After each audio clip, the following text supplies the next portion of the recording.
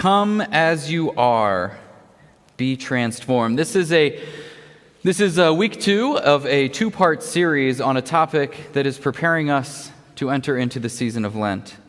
As Pastor Josh mentioned last week, sometimes we can become so distracted by the important, big, and systemic issues in the world around us that we lose focus on the things that are most immediate and ultimately most influential to us in our daily lives. And this week, we see this with violence in Ukraine. We're reminded of the pain and suffering that continues to be the reality for so many of our global neighbors.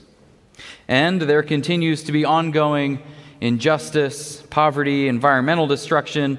Even locally, there are systemic problems of racism, inequality, food and housing insecurity. These are all real problems. Sometimes, though, it may actually feel easier to consider these external, systemic problems than to confront the very real and intimate issues that exist in our own lives.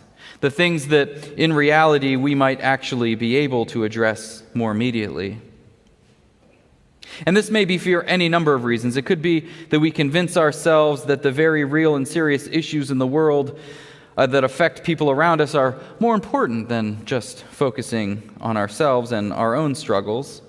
Perhaps we are willfully or blissfully ignorant to the problems in our own lives that nonetheless are still readily identifiable by others. Maybe we're just too afraid to confront the destructive parts of who we are and who we know we are deep down inside. It's tough sometimes to take a hard look in the mirror. Perhaps we've convinced ourselves that such things are not a big deal, that we're functional and able to cope with them.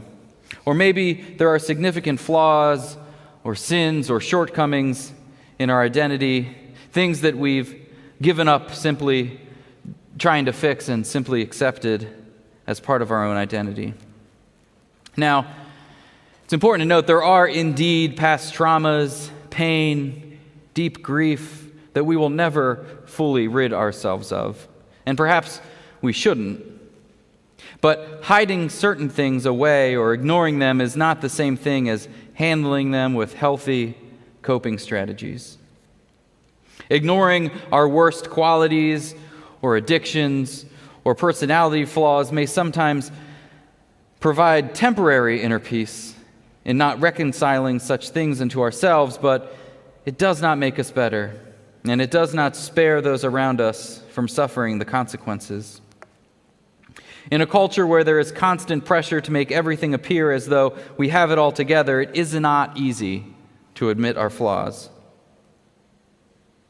But it is okay to be vulnerable. It's okay to name the places in which we are broken. Especially here, within a church community of people who are not perfect but desire something better in the hope and the promise of Jesus. Aside from the closest family and friends that you may have, what better place is there to be vulnerable about who we are? And so it's my hope that this community of faith never feels like a place of condemnation, judgment, fear, shame, but somewhere to experience support and accountability.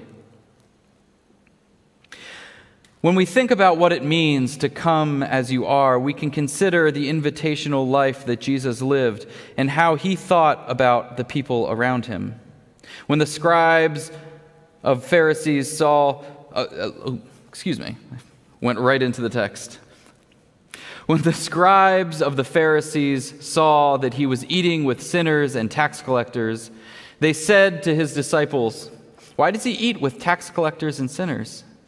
When Jesus heard this, he said to them, "Those who are well have no need of a physician, but those who are sick, I have come to call not the righteous, but the sinners."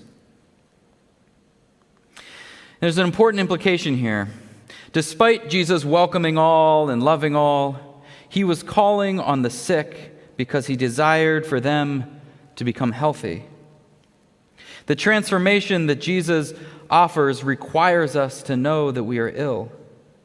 Healing does not come easy for the self-righteous who cannot accept that they possess brokenness. So this morning and significantly over the next 7 weeks leading up to Easter, we have all been invited to come as you are. During this time of Lent, it is essential for us to take inventory, look inside, to explore and admit and acknowledge who the you is that is coming. This kind of introspection is rarely easy, but is essential for our transformation. Now, if you had been expecting this morning to hear some sort of 3-phase plan or a 7-step process for successful transformation, you will be disappointed. An effective process for change can be as varied as the numerous issues and individuals seeking that transformation. There is no one-size-fits-all. Sometimes transformation might be fully actualized after years of intentional work. Other times, a singular incident or decision may bring about change. Often, it happens with the support and the accountability of others. Sometimes, it's a more private endeavor. Some kinds of transformation might require professional help. Counselors and therapists are specifically trained to help individuals move through a process of change. Specific medical interventions or medications may be essential part of a plan for transformation.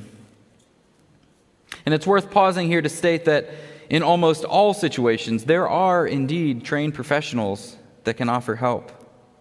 And if you find yourself in need of professional support, the church can help to offer information and contacts for care. Despite all the different methodologies and processes, almost all transformation requires vulnerability, a willingness to identify and accept what needs to be changed. And many times that is not easy. Willful transformation often happens when a new alternative becomes more comfortable than the present reality. But sometimes we need help revealing and admitting how uncomfortable our present reality may be for our own lives or for others, especially when we're convinced that everything is just fine. Now, since Pastor Josh shared a story from his childhood last week, I thought that I might take a trip back memory lane as well to one of the more embarrassing and darker times of my history. I had always been an active student. That's what some teachers would refer to me as. In fact, I reached out to a teacher recently, and that was a term he used. You were a bright and active student. Active could have been distracting or challenging, a handful, maybe even a difficult student. But that was kind of him to say, I guess. I'll take active. Some teachers may have found me playful. I was a jokester. I would inject humor in appropriate and inappropriate situations. Some teachers adored that. Some teachers really did not like that. So as long as I can remember, I may have fallen into that category of class clown. But I was never really a bad kid. I was never sent to the principal's office, certainly never caught writing swear words on a piece of paper. But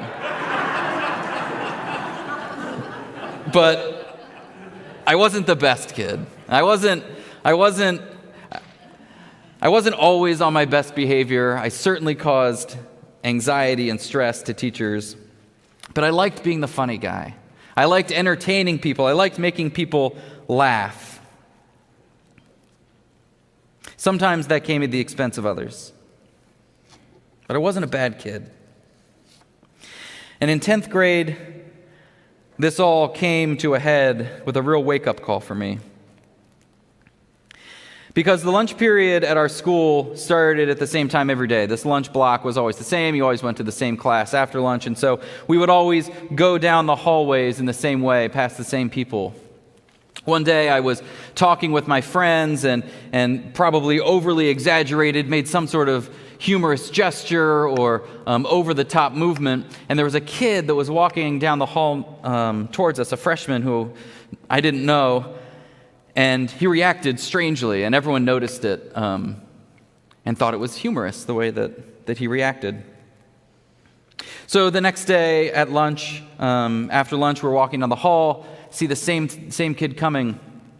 And so I intentionally this time make some sort of big movement and kind of dance towards the kid in a funny and awkward way to startle him again, to elicit the same kind of reaction. And of course, my friends think it's hilarious. And the next day, I thought, oh, this would be even more funny. So I have this idea, I'm going to just get down on all fours and bark like a dog to this kid because, I don't know, you do stupid things when you're in high school. And I do that, and of course, the kid is confused, and again, my friends think it's hilarious. The next day, the question comes up at lunch.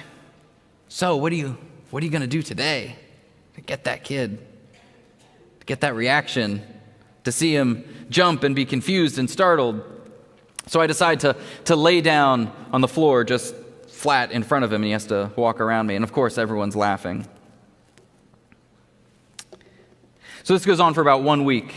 Every single day, this kid I know nothing about him, coming down the hallway, and I do this to him. This whole time, my only concern is about making my friends laugh. But near the end of the day, on Friday, I get called down to the principal's office, and I have no idea why.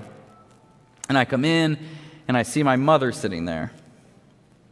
I learn that the boy that I had been targeting each day had enough, and so he goes to the principal's office and shared that he had been experiencing bullying from many different people all year long.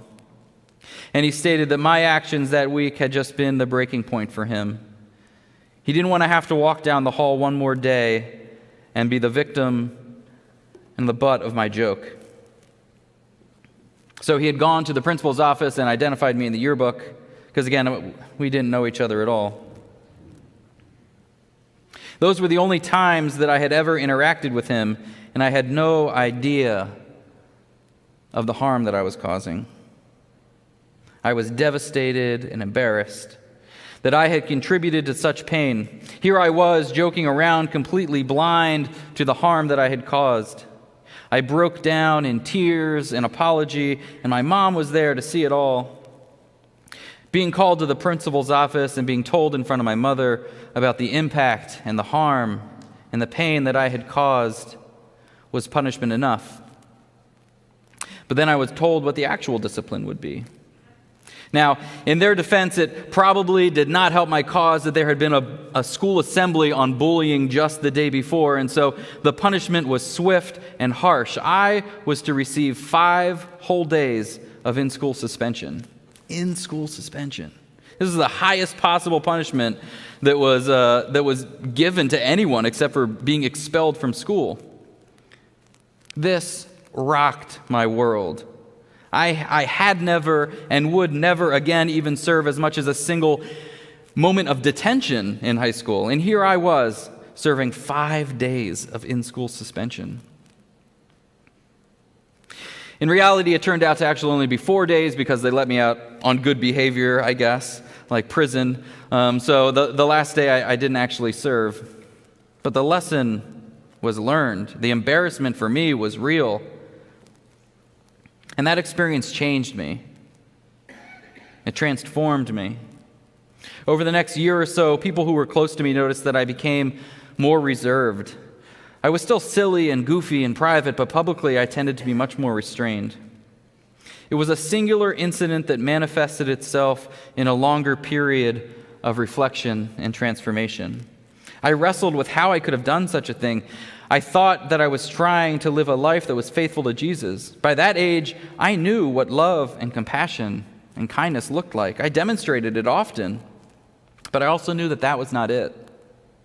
And I realized that if I was honest with myself, I could think of plenty of other times that my desire to be liked or to entertain had caused pain and come at the expense of others. I think it truly opened me up towards deeper consideration of the reverberations and the impact that my behavior could have. Being the funny guy no longer seemed to matter as much, especially if it would ever cause harm to others. And yet, despite this very real transformation, I do still enjoy interjecting humor into situations, disarming individuals with wit, or providing levity in a moment with something clever.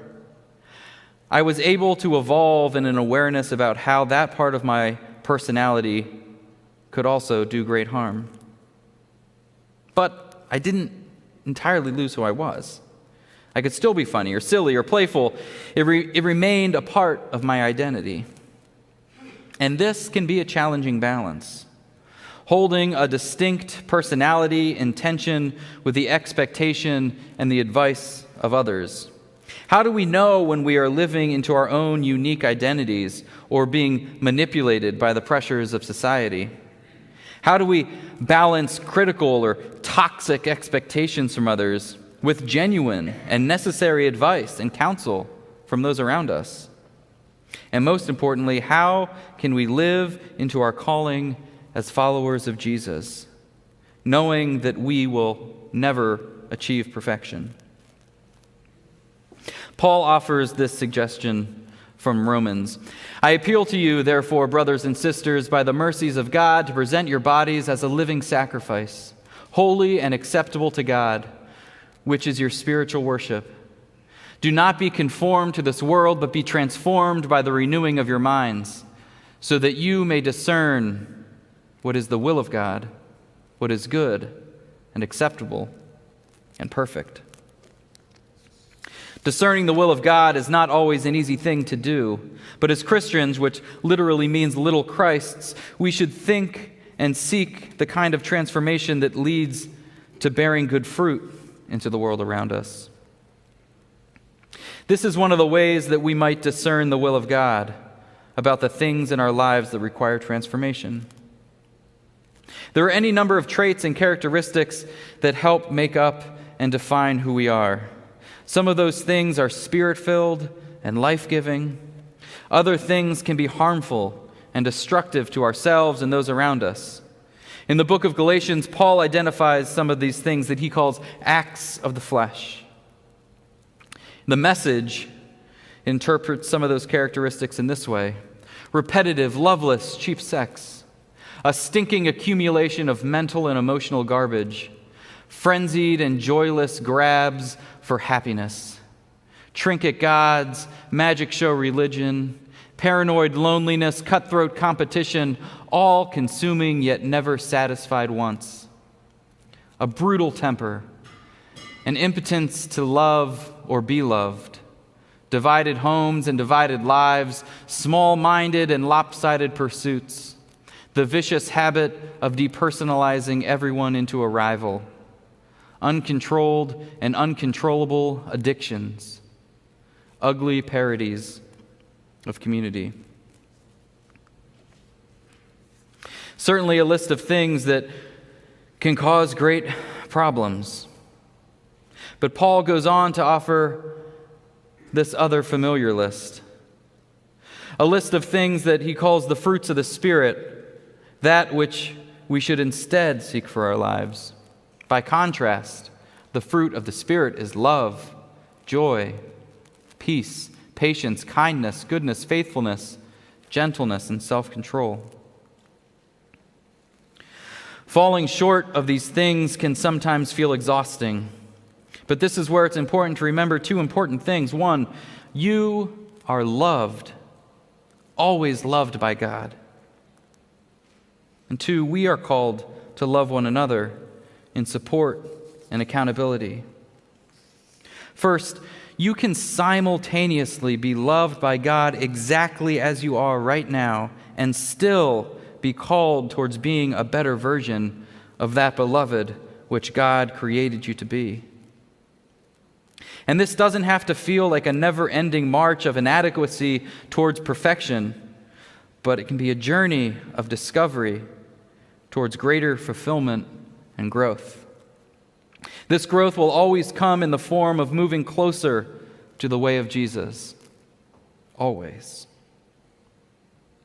God desires the best for us and is always seeking to draw us closer towards a greater embodiment of Christ-like being. This is divine love. The love that God shows to us and in this movement, the love that we show to God. And loving God means we love one another.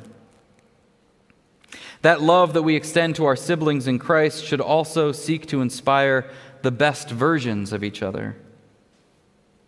And all of this loving requires intentionality. In order to experience change, we must truly desire and work towards that transformation. It begins with bringing our broken selves and naming the things that weigh us down, the things that are in our box. While there could be some kind of epiphany that results in instant change, most of the time transformation happens in fits and starts, a steady shift that requires attentive focus and intentional work. That work is often made easier with the help and support of others. Sometimes professional help, sometimes just a listening ear or a partner for accountability.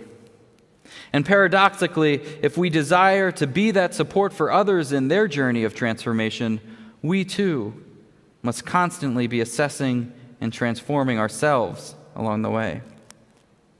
This is what it means to be a part of a beloved community, a continuous flow of compassion and mutual support that doesn't leave a person alone to fend for themselves or expect another to carry all of the burdens. There's an ebb and flow to the responsibility of self-care as well as compassion. If we seek to be our best as the body of Christ, we must not only function together in unity as one body, but also guard our own health to perform the individual roles and the tasks within that body to which we are called. In closing, I want to leave us with this example of something I've done at camp. We have this place called the Adventure Games. It's a team building course. You go in and you work together as a group to try and negotiate a certain problem or work together. And there's this one obstacle. It's called the whale watch. I have no idea why it's called that, but it's a big platform, and it's a seesaw that you stand on with a group. And usually when you do these group exercises, you work together and you try and figure out how we can accomplish this task together. And it requires a lot of communication. It requires a lot of coordination and working together. And one of the ways that I like to do this activity is I invite people to stand along the edge and balance the platform. And then the goal is to everyone to shift around clockwise until you get back to where you started. And you try to count how many times the seesaw hits the ground and what the attitude in the group is like. And inevitably, what always happens is when this group starts, people will start saying, move, shift, let's count, let's go, 1, 2, 3, step, 1, 2, 3, step, or Jim, you need to move down that way, or Susie, you're bigger, so you go to that end, and it becomes an exercise in critique of other people and controlling what others are doing in that situation. Most of these exercises are challenging because they call out that need for communication. But what's interesting about this exercise is what I'll often do is then I'll ask individuals, I'll stand in the very middle, they balance it, and I'll demonstrate that by just shifting my weight to one side or the other, as an individual, I can move the whole platform just with my own 2 feet. And so I encourage people for this next time to close your eyes, to feel the balance of the board beneath you, and to recognize that you have the power within your own 2 feet to balance or unbalance the board, especially if you're closer to the middle. And so then I say, okay, instead of telling other people what to do, this time you balance the board by yourself, and you trust that every other person is going to balance the board by themselves. And in that process, you work together by doing your own part. And so you focus on what you need to do and trust that the group has the same goal to work together. And it still hits. There's still moments. It's not perfect, but it's quieter and it works better. When we seek to do things together, it's helpful for us to pay attention to the balance in our own 2 feet. because it can impact how the entire body moves. And so throughout this Lenten season, we're encouraged to do that, to think about how our own individual role has an impact on the larger community. So throughout this upcoming Lenten season, may we continue to hold each other in mutual love and support as we engage in taking a deeper look within ourselves to explore the parts of our lives that we might seek to more closely align to the way of Jesus.